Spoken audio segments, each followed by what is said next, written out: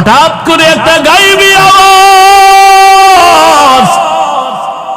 আওয়াজ আসতেছে, আর তাকায় দেখি কবরের মধ্যখান থেকে ফাঁকা হয়ে গেছে। আমি তাকাইয়া দেখি কবরের মধ্যখান পুরাটাই ফাঁকা। সাহাবী যায়েদ বিন আসলাম বর্ণনা দিতেছেন তার বাবার থেকে ঘটনা।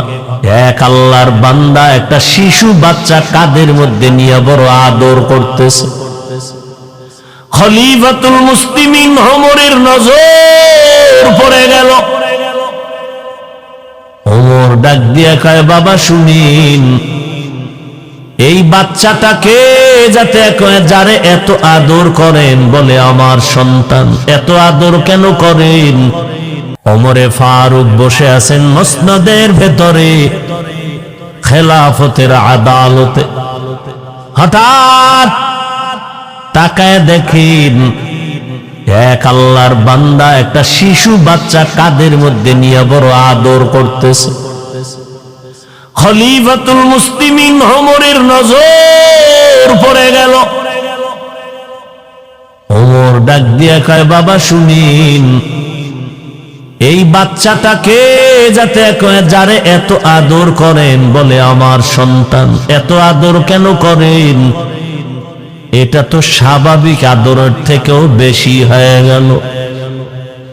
অনেক একটা সন্তান পাইয়া কতবার আব্বু আব্বু কইয়া ডাকলা, আর আমার মাওলায় যে তোমার একটা সুন্দর ফুটফুটে বাচ্চা দিলেন, ওই মাওলারে কয়বার আল্লাহ কইয়া ডাকছো? दुनिया में हो दुनिया का तलबगार ना हो, बाजार से गुजर हो खरीदार ना हो।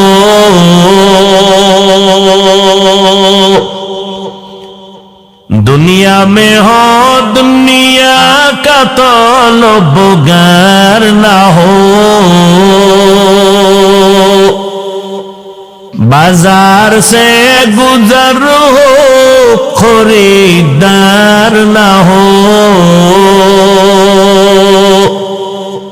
ये दुनिया एक मिसल कागज फूल है, ये दुनिया एक मिसल कागज फूल है।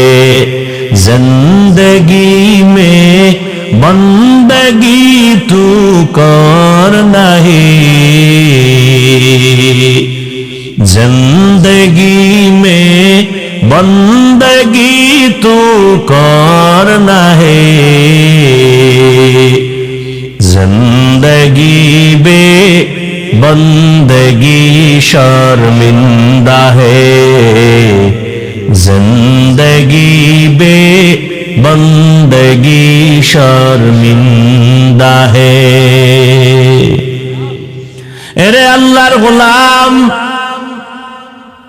ওমরে ফারুক ডেকে বলেন, বাবা সন্তানটাকে এত অস্বাভাবিক আদর কেন করেন?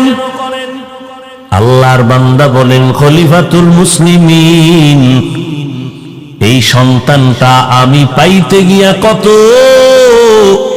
ইতিহাসের পেছনে রচিত হয়ে আছে আমার অন্তরে। দুনিয়ার মানুষ জমিনের মধ্যে সন্তান পায় আব্বু কয়া ডাকে, আমার কাদের সন্তান জমিনের কোন সন্তান না, এ সন্তান হলো জমিনের নিচের থেকে আমি এনেছি, মাটির নিচের, এটা আমার সন্তান। তুমি এটা কি কও? জমিনের উপরে সবাই সন্তান পায়, তুমি জমিনের ভিতরে পাইলা কেমনে? আল্লাহর বান্দা চোখের পানি ছেড়ে কান্না শুরু করলেন। পয়গম্বরের সাহাবী যায়েদ বিন আসলাম রাদিয়াল্লাহু তাআলা আনহু তার বাবার থেকে এই ঘটনার বিবরণ দিচ্ছেন। আল্লাহর বান্দাকে ওমর বলে, আপনি বলেন আপনি সন্তান মাটির নিচের থেকে কেমনে সংগ্রহ করেছেন, কিভাবে?